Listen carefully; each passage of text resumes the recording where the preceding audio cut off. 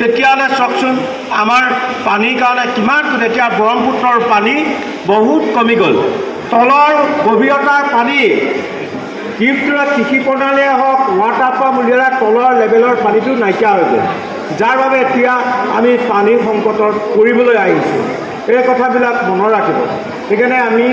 আমাৰ দেশতে আছিল আমাৰ ৰাজ্যতে আছিল আমাৰ জিলাতে আছিল আমি কিয় এইবোৰ চিন্তা চৰ্চা নকৰোঁ এই কথাবিলাকে ডাঙৰ চিন্তা সেইকাৰণে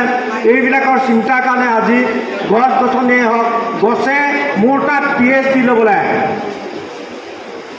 অকল অসমৰে নহয় ভাৰতৰে নহয় পৃথিৱীৰ ছাত্ৰ ছাত্ৰী PhD লয় আগত কি আছিল সেই মোৰ হাবিখন যিটো আছে গছবোৰ সৰু হৈ থাকোঁতে তাত বিল বগাবোৰ পানীবোৰ শুকাই গৈছিল যেতিয়া গছবোৰ ডাঙৰ হৈ গ'ল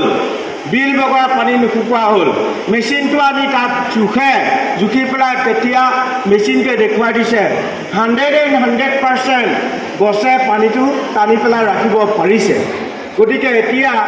বৰ্তমান ছাত্ৰ ছাত্ৰীৰ ওপৰত মোৰ বেছি গুৰুত্ব সেইকাৰণে আপোনালোকে মোক সময় লোকচান নকৰিব কাৰণ পৃথিৱীৰ 800 কোটি মানুহৰ ল'ৰা ছোৱালীৰ মোৰে সিহঁতক পৃথিৱীক ভাল পাবলৈ শিক্ষা দিয়াটো মোৰ কৰ্তব্য যিসকল তাত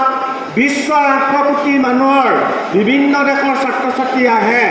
তেওঁলোকৰ দেশৰ ছাত্ৰ ছাত্ৰীক পৃথিৱীক ভাল পাবলৈ শিকোৱাটো মোৰ কৰ্তব্য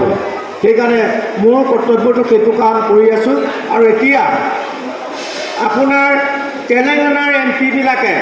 মোৰ নামতে এখন ফৰেষ্ট বনাব বড়োলেণ্ডত মই কাইলৈ অপোন কৰি দিব লাগে সেইকাৰণে মোৰ নামততো এইটো বহুত কৰিছে ফ্ৰান্সত মোৰ নামতে মোৰ হাবিৰ পৰা গুটি নি মোৰ নামতে এখন ফৰেষ্ট বনাইছে মেক্সিকোত 10 বছৰ 2030 চনলৈকে আছে তাত 8 লাখ হেক্টৰ পৃথিৱীখন এখনে আমিয়ে ভগাই লৈছোঁ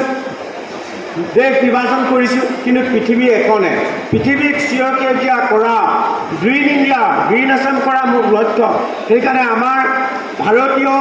আজি প্ৰথম পদক্ষেপটো লৈছে শিৱসাগৰ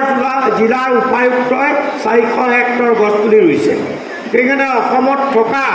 যিমান ISDC আছে তেওঁলোকৰ ফাণ্ডৰ পৰা 400 হেক্টৰৰ পৰা গছ পুলি ৰুবলৈ অনুৰোধ কৰিছোঁ আৰু কৰিছে আৰু ভাৰতীয় সামৰিক স্কিমত সোমাই লৈছে আৰু এয়াৰপৰ্টক 2% দিবলৈ কৈছোঁ যে তেওঁলোকে প্ৰদূষণটো বেছি হয় তেওঁলোকৰতো জেগা নাই সেইকাৰণে তেওঁলোকক শতকৰা 2% ভাৰতীয় NGOবিলাকৰ গ্ৰীণ ইণ্ডিয়া কৰা পৰ্বত পাহাৰ শিলাময় ঠাই পাথৰ ভাঙি ভাঙি মাটি ভৰাই তাত আহত জৰি বৰগছ ৰুবলৈ কৈছোঁ আশা ৰাখিছোঁ ভাৰতৰ বহুত কণ্ডিশ্যন আছে বিশ্বৰ ভিতৰত জনসংখ্যা বেছি হ'লেও ভাৰতৰ বেলেঞ্চ আছে সেইকাৰণে ভাৰতৰ 140 কোটি মানুহক বেয়া পাব নাজানো আৰু 140 কোটি মানুহৰ আশীৰ্বাদ আছে গ্ৰীণ ইণ্ডিয়া কৰা মোৰ লক্ষ্য সেইকাৰণে ভাৰতৰ বিভিন্ন ঠাইত গৈ যিখিনি কৰিব লগা আছে সেইখিনি মই কৰি আছোঁ